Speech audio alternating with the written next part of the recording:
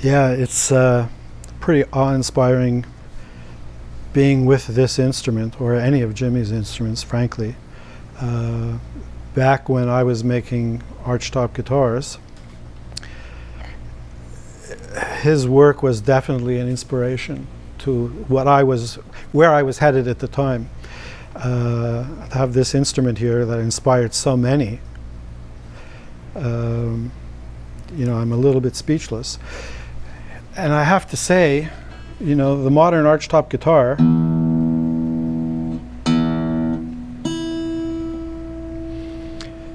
hasn't really made many advancements since Lloyd Loar. And with the electrification of the instrument, they sort of lost their acoustic properties, but this guitar really speaks well and surprisingly has a very present bass, which is refreshing because so many modern guitars, the bass is absent, but it's not absent here. And his aesthetic is, for the time, innovative and refreshing. Yeah, it's quite an instrument.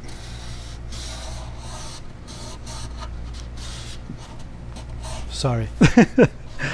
It's what we do. I want to sort of get inside of his head a little bit.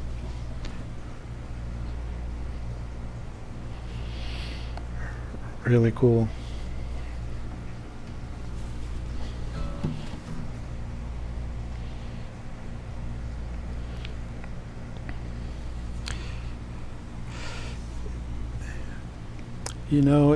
This instrument is very similar to, in a funny way, Linda Manzer crafted a baritone guitar for Pat Metheny. And when that guitar was delivered, he discovered a whole new musical planet. And he was so inspired by it, he wrote a seminal record. What's it called? One Quiet Night or One Quiet Evening? Something like that. And single-handedly sparked the baritone guitar craze. So in its own way, when Scott Chinnery took delivery of this instrument, this was the genesis for that whole project. He was obviously so moved by this work that he commissioned all of those other guitars. Really interesting and important. As some have heard me say before, I'm a big fan of going to museums. Fortunately, this is having the curator allow you to examine the collection. This is the museum. This is going to the museum and examining where it all came from.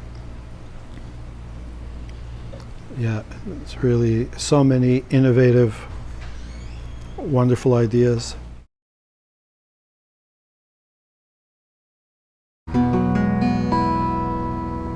Cool.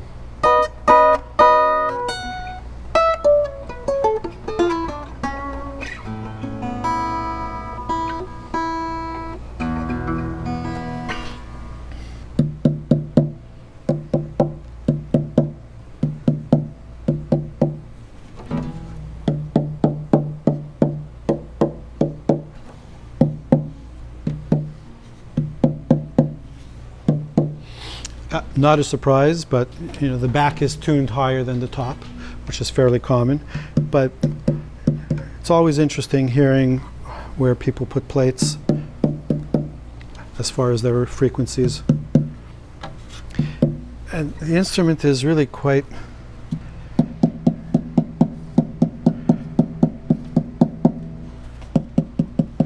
active. It's resting on the tailpiece.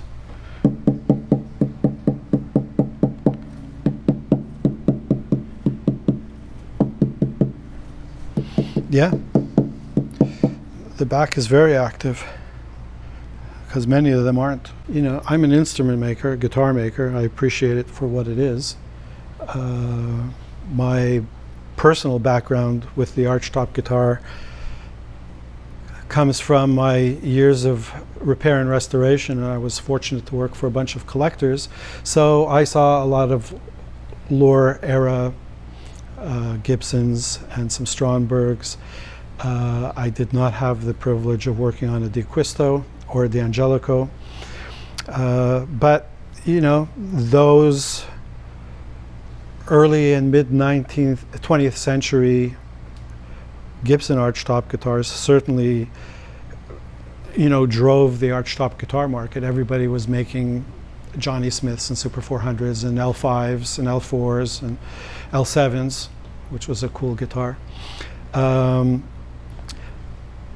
I don't have the expertise of some of my peers, but you know, an acoustic musical instrument is an acoustic musical instrument, and there's nowhere to hide other than the voice. You could say whatever you want, but the instrument speaks for itself, and this instrument speaks for itself. And of course, there's the innovation. You know, beautiful little ideas like this sliding tailpiece that allows you to raise and lower the tailpiece, which affects the break angle of the strings over the bridge, which affects the down pressure on the top plate. And depending on how the plate was carved and the intent of the maker,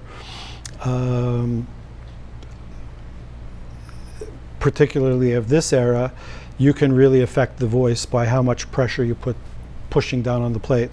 A lot of makers try to build a very low stress instrument so that the tops are very thin, which is great. It's an acoustic instrument. The arch provides a tremendous amount of strength and support.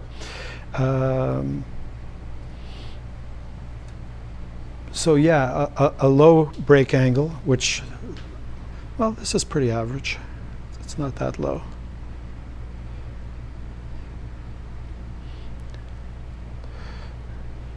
It's interesting. Over time, it doesn't seem that much has moved, which is great. A great testament to Mr. DeQuisto's understanding of instruments and how they weather time. My understanding is when he was working in John D'Angelico's shop, he did a lot of repair work. And my own history of doing a lot of repair work, you learn the things not to do. And you try and engineer those flaws out of your own work so that hopefully they have a long life. And obviously this guitar, he was very successful in that respect. Of course, this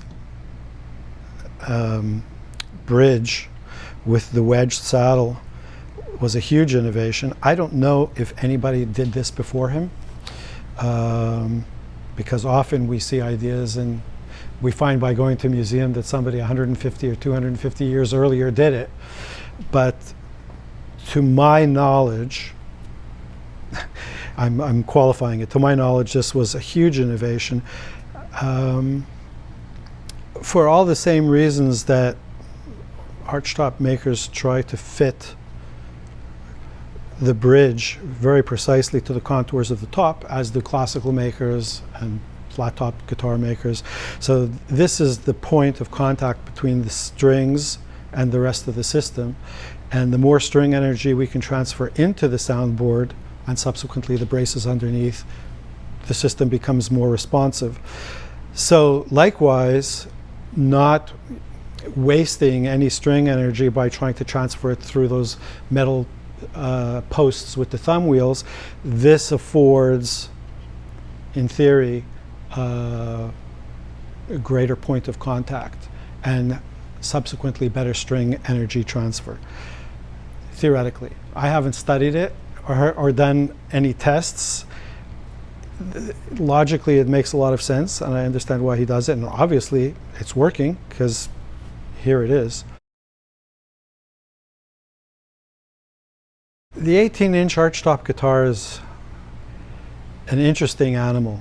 It's a lot of real estate, that 18-inch soundboard to try and excite. I mean, to be honest, I've come across more responsive guitars, but I haven't come across an 18-inch guitar personally that's been as responsive as this. So he's obviously succeeded in that. We were just speaking earlier. I have a friend or an acquaintance here in Montreal by the name of Greg Clayton. unbelievably gifted jazz guitarist, and he plays super fours. That's his instrument, and it seems to work very, very well for him. So I think for those who like the instrument for whatever reason, that's really all that matters. It's not about the maker, it's not about me or anybody else. It's about Mr. Chinnery, who dug this 18-inch guitar. And then likewise, you know, the 1 7/8 inch nut, certainly unconventional for an archtop guitar. Yeah, it's really, even for a thumb player, it's not bad at all. I had actually forgotten about it until so it didn't jump out at me. So, you know, the way Jimmy treated the rest of the neck profile, it's not screamingly uncomfortable. This nut that we just measured, interestingly enough, is 1 13/16, which is just shy of, it's between 1 3/4, which is kind of a standard these days, and 1 7/8, which would have been very large. And as I make quite a few 1 13/16 nuts, it felt very natural in my hand. And if you're playing fingerstyle music, well, it's just like on the concert classical guitars, it gives you a lot of real estate for your left hand. So as a custom maker, again, it all comes down to the client's musical needs. There are certain hard lines where you go, no, I won't do that, because it's just a bad idea as far as the music is, as far as the instrument is concerned. But I think this guitar is wonderful.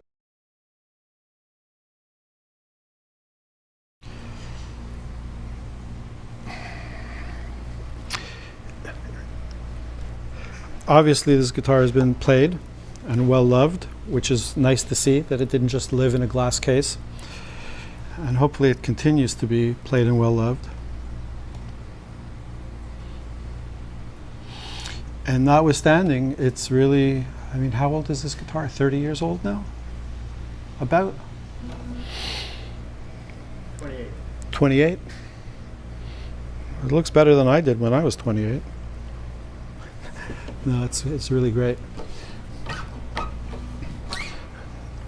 Very comfortable, functional, practical instrument with a unique aesthetic. It's making its artistic statement while being, you know, functional art.